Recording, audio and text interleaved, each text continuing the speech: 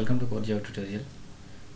So far we have discussed how to create the objects and how to create the classes and what is a static and what is polymorphism and all. So for explaining all these concepts, we used to write the programs like this. So class A, and which is having one instance variable and one instance function, and if you want to access all these instance members of a class, we used to create an object of a class. So today in this class we are going to discuss a concept called constructors. So if you observe this program over here, okay, so here what is this A? This A specifies the name of the class. So here we are trying to instantiate the name of a class, the class called A, right? So here if you observe this particular A here, so we are trying to call something here A and open closed brackets. So do we define any such kind of things like this? So do we define anything over here like this? No, we did not define anything, right? So now I will remove this. So let me save this program and let me compile this program. Okay, so java c space a dot java, and yeah, there will be no compilation error, and yeah, java space a.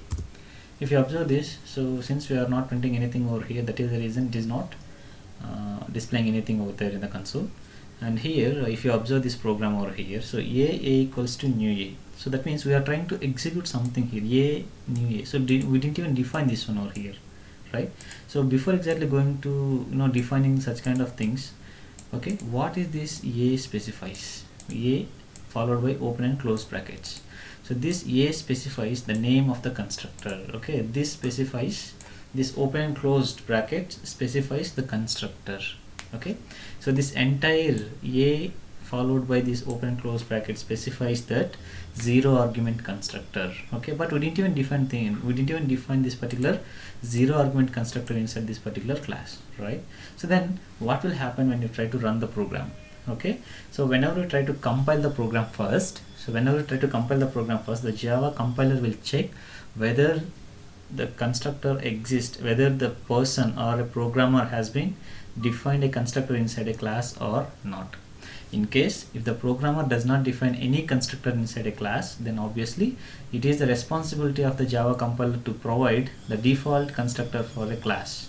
Okay, so here since we didn't even provide any constructor here, so the JVM will take care of providing the constructor. That means the default constructor. So the default constructor in the sense that is it is zero argument constructor. Okay, so here the Java compiler will provide a default constructor for that, and we are trying to execute that default constructor, right?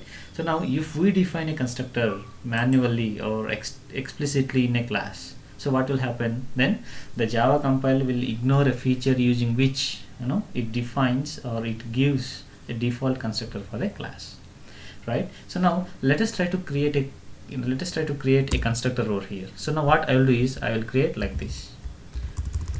Okay, so here what I will do is I will print system.out.println. okay, system.out.println, this is a constructor of a class. Let me print like this, so A only this. So now, so what we are doing over here, at the time of creating an object of a class, we are trying to execute the constructor of this. So now I have defined explicitly the zero argument constructor inside this particular class called A. Okay, now whenever you try to compile this particular class, the Java compiler will neglect a feature using which it will provide a default constructor, because we have provided a constructor explicitly to this. And I told you that, so the Java compiler will provide a default constructor. That means a default constructor is the one which is having zero arguments. That means it doesn't have any arguments in that. So that's what we are explicitly giving this. So let me compile the program. So okay, so let me save the program first and come here and compile the program and see what will happen. So there will be no compilation error, and execute the program. See, now it is trying to print this one, right? So that means what, at the time of creating an object of a class, so the constructor of that particular class will be executed. So without executing the constructor of a class, object of a class cannot be created.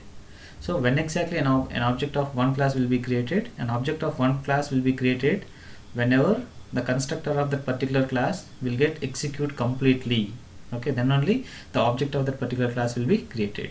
So now I told you that so whenever you don't provide a constructor to a class, then obviously the Java compiler is the responsible to provide a default constructor for that particular class.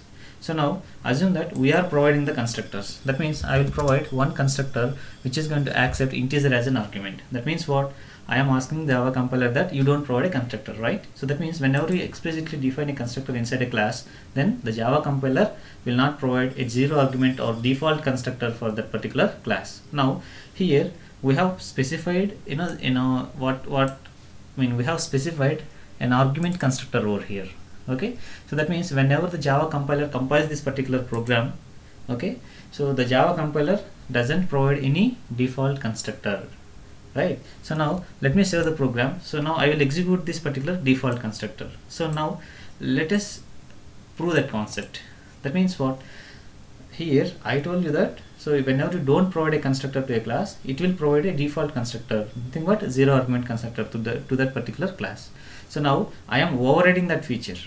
That's right, I am overriding that feature. Now whenever you override the feature of a Java compiler using which it will provide a default constructor, then obviously that particular feature will be neglected and this feature will be considered. Now I have provided a argument parameterized constructor here, and I am trying to create an object of this particular class with the help of zero argument constructor, but zero argument constructor is not there here, right? So now whenever you try to compile this program, it should throw a compilation error saying that, hello boss, you have defined one zero argument constructor, and as a Java compiler I am not responsible to provide a zero argument constructor. It is the responsible of the programmer.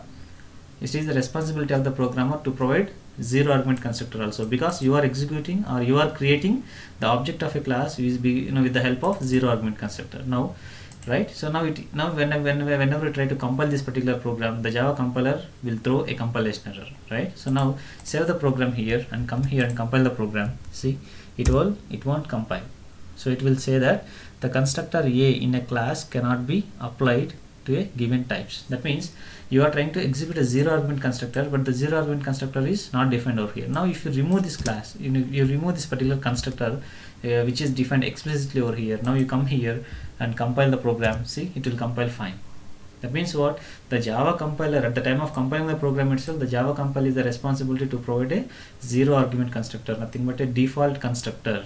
Okay, zero argument constructor it will provide for the class if the class doesn't have any constructors. If the class has a constructor, if class has any constructor like this, and if you try to execute a zero argument constructor, it won't allow us to compile the program itself, because we have provided a constructor manually, and it is our responsibility to provide the zero argument constructor also in case if you want to create an object of this particular class with the help of zero argument constructor. No, if you want to create only the object of this particular class only with the help of this particular constructor, then you pass the values over here. That means I am passing the value 23. So that means, so here I am trying to create an object of this particular class with the help of a parameterized constructor. Okay, the constructor which is defined with the parameters can be called as parameterized constructor. So now you save the program and come here and compile the program. Yes, so see, there will be no compilation error, and if you execute the program Java space A, and it will get execute fine, right? So now in case if you want to provide one more constructor, see, so you can provide as many constructor you want. Okay, how many number of constructors you want, you can provide those many constructors. There is no restriction that so you have to provide only one constructor or two constructor or three constructors. Okay, so here if you want to provide a constructor which is going to accept two integers as an argument, then here you can provide, so like x comma int y. Okay,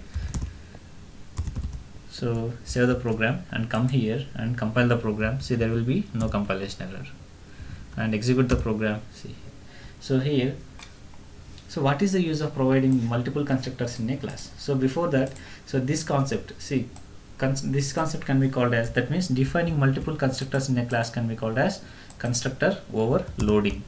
Okay, so this is constructor overloading. So what is the use of defining multiple constructors of a class? That means we are providing multiple options to the user or to the programmer or to the user of this particular class, that so you can create an object of a class in these many ways. That means using zero argument constructor, using this constructor, or using this particular constructor.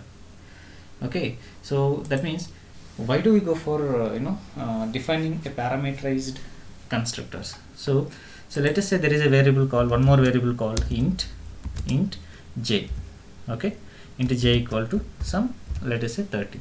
So now if you want to initialize the variables of a class or the instance variables of a class at the time of creating the object itself, then we have to go for parameterized constructors, right? So now what I will do is a equals to, okay, new a, okay. So here what I will do is I will provide two values, and yes, so I am trying to create an object of the class called a1.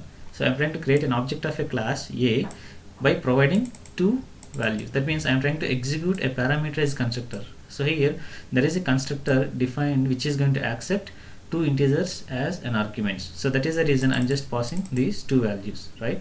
So now anyways, whenever the JVM will try to execute this particular line, so it will pass 100 and 20 to this particular constructor, and 100 will be assigned to this x, and 20 will be 200 will be assigned to this y. So now if you want to initialize the variables of this particular class with the values passed over here, so then you have to write the code like this. So here what will happen, here I equals to x and j equals to y. So let me save the program, and yes, I equals to x and I equals to y, and what I will do is, so save the program and come here. Let us see is there any compilation errors or not. So there will be no compilation error, and if you execute this particular program, it will execute fine, okay.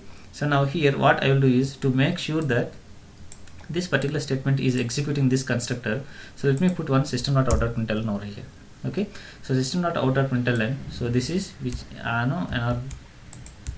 so this is a constructor which is going to accept two integers as an arguments, okay. Let me save the program and come here and compile the program. So there will be no compilation error, and execute the program. See it got executed fine. Now the two constructors got executed. Whenever the control comes here, the control will call this particular constructor which is going to accept only one integer as an argument. So it will find the constructor over here, it will enter here, and it will execute this particular statement, and it will come out of this, and then it will execute this particular statement, and the control will jump from here to here, and it will assign the 100 to this I, and the variable, I mean to say the value of the variable y, that is 200, to the variable j, and then it will print this one, and then the control will return to the calling place of this particular constructor. Since the calling place of this constructor is this, and the control will return here, and it will try to execute the program further. So since there is no line over here, so simply the termination of the program takes place, okay. So now whether these values whatever we have passed, so those values has been assigned to these variables or not. If you want to check, then obviously you can check like this, right? So system.out.println, okay, system.out.println I equals to, okay, I equals to, so plus a1 dot I, okay. So with the at the time of creating this particular a1 object, we are passing the values. That means we need to access this I and j on top of this object only. So because the object, data of this particular object is specific to the object, right? So here a1 dot I, so now I will call one more, I will try to print one more the value called j, right? So here the j value is this one. So save the program and come here and compile the program. See, there will be no compilation error, and execute the program. You can see I equals to 100 and j equals to 200, okay. So here what is a constructor? A constructor is a special member function, okay. A constructor is a special member function whose name is equals to the name of a class, okay. The name of the class and name of the constructor both must be equal, okay. So then the constructor, the next point is the constructor does not have any return type, so it should not have void also, okay. So what is a constructor? A constructor is a special member function whose name is equals to the name of a class. And that means name of a class and name of the constructor both must be equal. And the second point is the constructor should not return any value, neither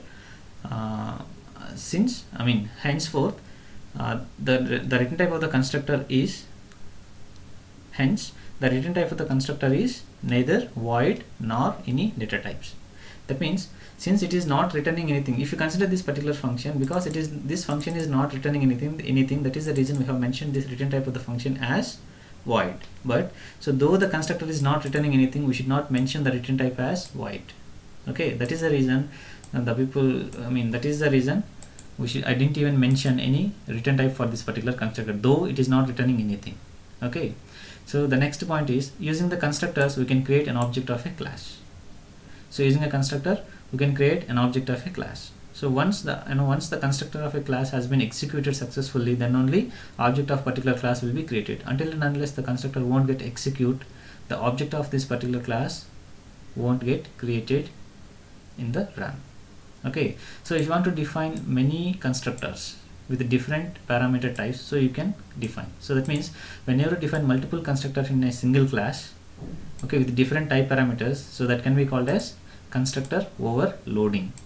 Okay, so here what is the use of defining multiple constructors? At the time of, see, we have provided these many choices for the user to create an object of a class. Okay, so here what is the use of creating a parameterized constructor? So if you want to access, see, if you want to initialize the instance variables of a class at the time of creating an object of a class, so then define a parameterized constructors. Okay, define a parameterized constructor and pass the values from at the time of instantiating this particular class, so that whatever the values you pass, so that will be assigned to the instance variables over here. So not only this, in case if you want some functionality to be executed, that means if you want some functionality to be executed, so that will be used in the entire object. So then obviously at the time of creating the object itself, you just execute that functionality and make sure that that functionality, the result of that functionality will be available in that particular object. That means whenever you try to create, whenever you try to access the data from the database, so then most of the people are used to create the data connection object in the constructor itself. Okay, so whenever we try to discuss a concept called JDBC, then we will look into all those concepts. So as of now, you just remember that why do we go for parameterized constructors? So in case if you want to initialize the instance variables of a class at the time of creating an object of a class, then define a parameterized constructor, and define a parameterized constructor, then pass the values here. So then depending upon the values passed and depending upon the code you have written over here, the values will be assigned to the instance variables. So this is how it will works. Okay, so here in this class today, in this class we have discussed what is a constructor and how many ways of creating the constructors. So whenever you create multiple constructors in a single class, that can be called as function overloading. What is the use of a constructors? Using the constructor we can create an object of a class. So whenever you don't provide a constructor to a class, then obviously the Java compiler will provide a constructor to that. So in case if you provide any constructor to a class, then the Java compiler will ignore the feature using which it will provide a default constructor for the class. So yeah, these are all the things which we have discussed. And when exactly the object will be created? Whenever the constructor of the class will execute completely, then only the object of this particular class will be created. Okay, so in the next class, so we are going to discuss a keyword called this. Okay, thank you for watching.